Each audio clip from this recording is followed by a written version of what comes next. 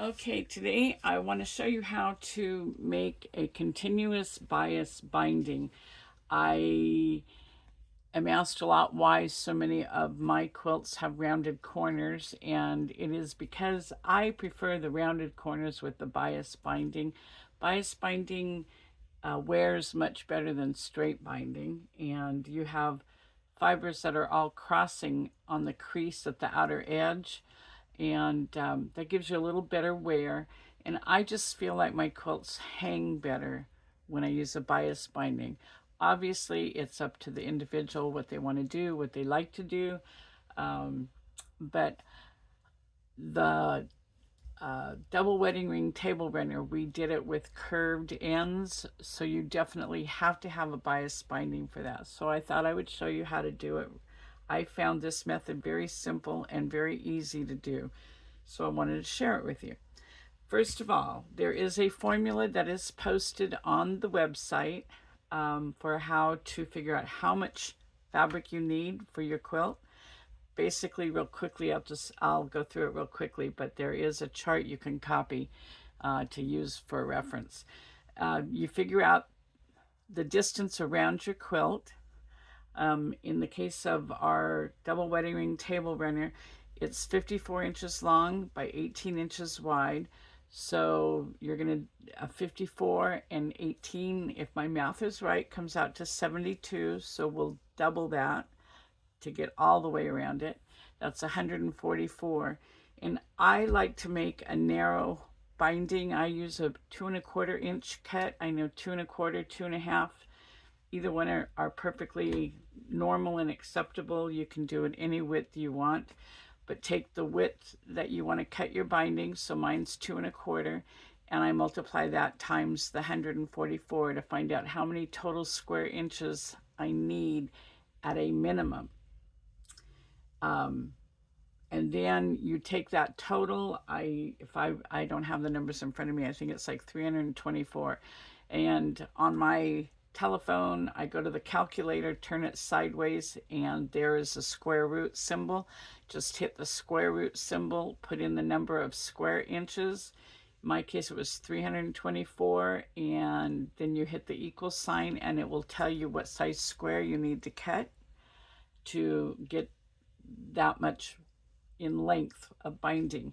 And in my case, it came out to an even 18. And what I normally do then is I add a minimum of 2 inches more, preferably 3, sometimes even 4. If it's a real big quilt, I'll add 4, just to make sure I have plenty of binding. So in this one, I only added 2 inches to make it a 20-inch square. So this is my 20-inch square here. And what I want to do is I want to cut it diagonally, and it's a little longer than my ruler, so I'm going to just fold it in half and get that diagonal and just kind of finger press it a little bit just to mark the middle. And then open it up. And now I'll cut it from corner to corner.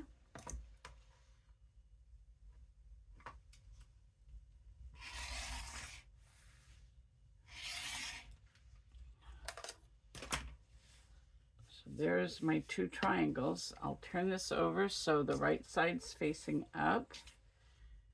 And then I'm going to take the other, this would be the other way, and turn it like this, right sides together, and put our straight edges together. And just offset that just ever so little. Have your edges together here. You're going to take it to the sewing machine and sew a seam across here, and I do use a 1/4 inch seam. So that's what it looks like, and we're going to sew over there. So here I have sewn it together. Here's my 2 triangles, and I've sewn it across here. Then I press my seam open like so, and I lay it out just like this. This is your bias edge. So then what you want to do is you want to take a ruler, and I like it when I can lay the whole thing out and not have to move it once I start marking. And I'm going to lay my ruler on here with a 2 1/4 inch mark along the bottom edge, and I will mark my line 2 1/4 inches. Whoops.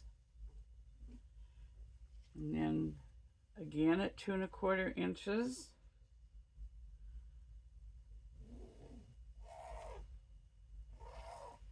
Just don't use a heat erasable pen, because you are going to press this before you finish trimming it, so you don't want your marks to go away. Anyway, I do that all the way to the top. When I get to the top and there's not any more 2 1/4 inches, it's about like, it ends up being about like that on this particular one.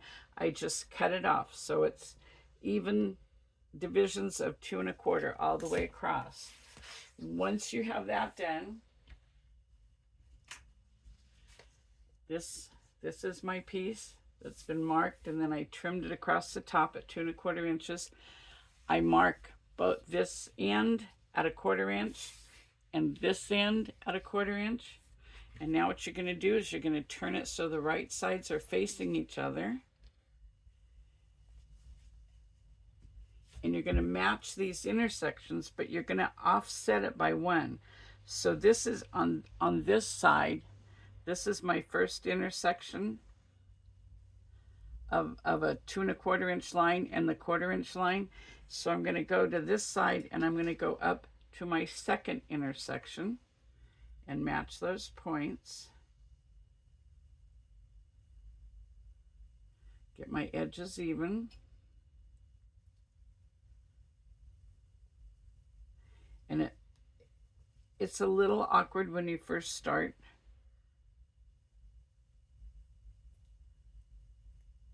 Put a pin in it, and then come back down here to where the first section on my top piece meets the first intersection there. The edge of the fabric meets the first intersection underneath, and pin that. And just go along the way and match each intersection as you go.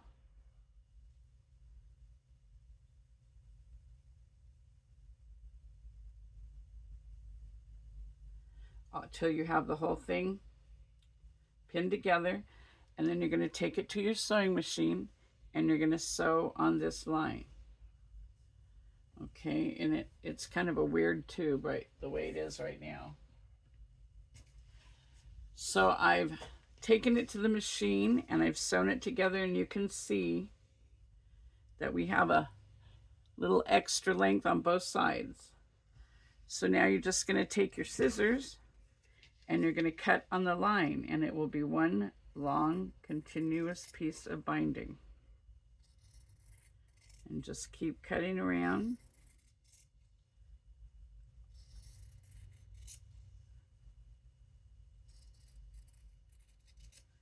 And you'll just keep cutting, and it'll come out in one length. And here is my length. After I cut it, I folded it in half, put the edges together, and now it's ready to put on my quilt. And you already have your 45-degree angles on the end. So when you come, I use my leading edge as my guide when I come around, and you stop, and anyway, I use this as my guide to cut the other half or the other end at 45 degrees, stitch them together, open up the seam allowance, press it nice and flat, fold it back up, and get back and finish the seam line. But this is a super, super easy way to make bias binding, and you might enjoy it more instead of having to sew all those, cut your ends on the diagonal and then sew those bias edges together. This is much, much easier. So I hope you enjoyed it. If you have any questions, send us a message on the website at the contact button, and we'd be happy to get back to you. Thank you.